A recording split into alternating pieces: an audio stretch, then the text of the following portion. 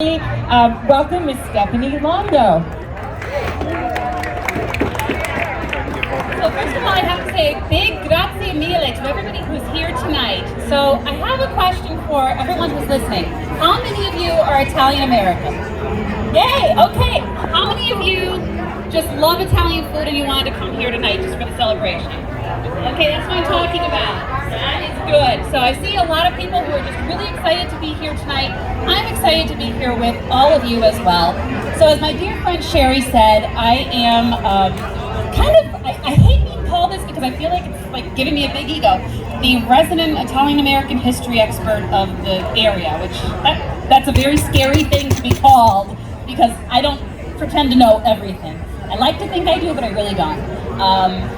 I have 3 books about the area's Italian American history to my name, and what I'm going to talk to you about tonight is actually centering this wonderful building called the RITZ in the area's Italian American history. So, what you have to understand about Scranton, Lackawanna County is that it is a hot spot for Italian immigrants. In fact, the 2014 American Community Survey actually placed 2 towns, Dunmore, my hometown, and Old Forge, in the top 20 most Italian towns in the United States.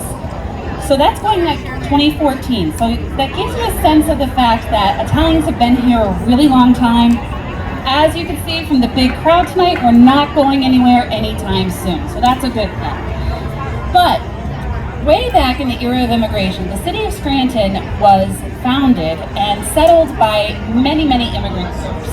You had the Irish, you had the Welsh, you had the Germans, you had the Italians, you had the Polish, you name it, there was a group here. I even found in one of my articles, there was a group of French immigrants that even settled here. So there's immigrants that you would not expect settling in the area.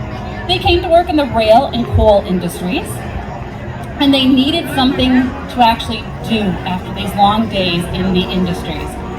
That's where Sylvester POLI comes in. And if you walk away with nothing else from tonight's presentation, I want you to remember the name Sylvester POLI, because if it wasn't for Sylvester POLI, an Italian immigrant who came from the town of Bolognana, which is in the province of Lucca, Italy, if you just don't walk away from here with anything else, I want you to remember Sylvester POLI's name. Because if it wasn't for him, we would not have the modern motion day picture industry that we know.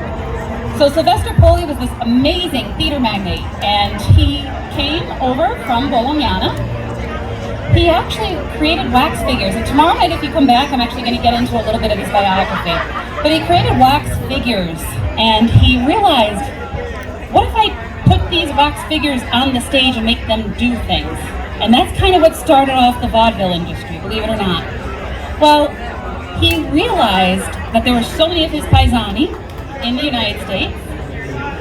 Why not see if we could actually make some theaters going around? So what he did, he went to big hot spots for Italians. For example, he had a lot of theaters in the New Haven, Connecticut area. New Haven, Connecticut has a large population of Italian Americans. Then he had some other theaters in New York, up by Boston, and of course here in northeastern Pennsylvania. He actually had what we now know as the RITZ, as well as a couple of theaters down in the Wilkes-Barre area. So he really was known for just building these theaters for the workers to then go and watch a show after a hard days at work. And the big catchphrase with the RITZ is, if you can play in Scranton, you can play anywhere. That's true, because the people who worked in the coal mines, they had exacting tastes.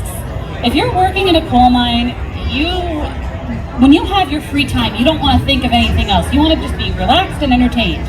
So these people would actually boo and act off the stage if they didn't want anything to do with it. So that's why Sylvester POLI then started building his theaters. Well, you have to also understand about where the RITZ Theater is located today.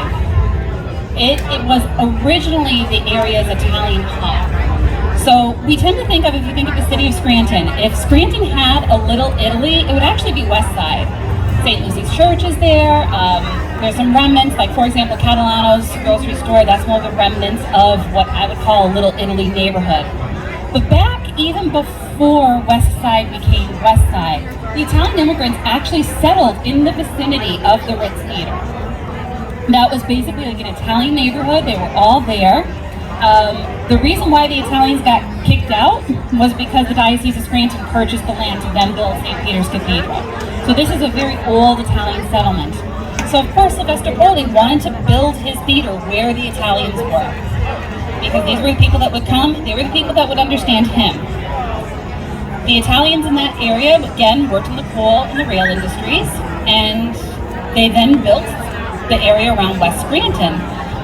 St. Lucy's Church, for example, is considered the mother Italian church of the Diocese of Scranton because it was the only Italian Catholic church in the Diocese of Scranton at that time, besides Mater Dolorosa in Hazelton.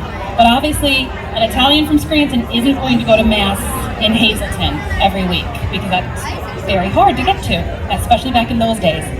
So what happened was, the Diocese of Scranton offered to build St. Lucy's, create the parish there, and that was how West Side then became the Italian neighborhood, and then additional Italian parishes then came out of that. But Sylvester POLI knew we need to make a place for the immigrants in this area. He just ended up picking right in what was originally the Italian neighborhood. So I know a lot of people probably don't think of that. If you think of Wyoming Avenue, you tend to think it was originally a theater district, which it was. It was originally where the University of Scranton was. It was.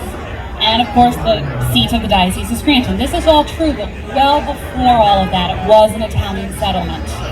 Of course, we're here today in Scranton's closest equivalent to a piazza is Courthouse Square. The piazza is, of course, where the life is in an Italian neighborhood, so it's exciting to see Sylvester POLI brought into this.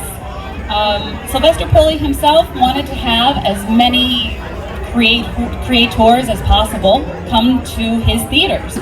If you take a good look, and I'm sure you could tell everybody more about this, you're seeing in the history of his theaters, people like Joan Crawford or George Burns and Gracie Allen, they actually got their start on stages that were POLI's theaters. So it's a very exciting thing for anybody that's interested in theatrical history or movie history to think of.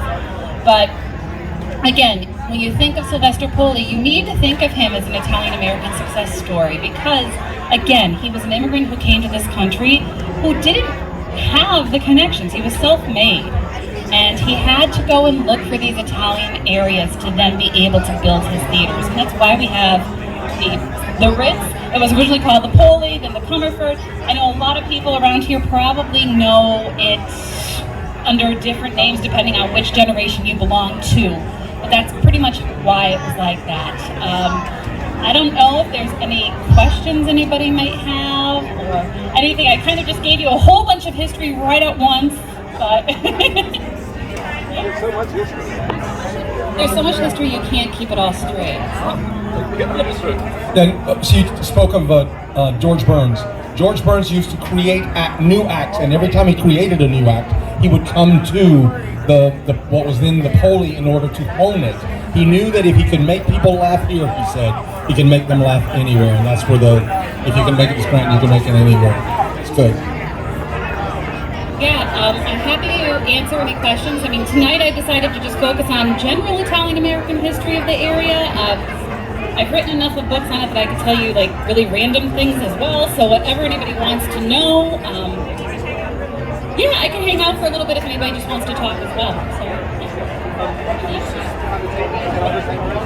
So. Well, we're going to give her a seat behind the table here with the photos of the POLI in different iterations. And if you have any questions, you can come up and just talk to her or ask her what you need to know. Okay? Thank you, Stephanie, very much.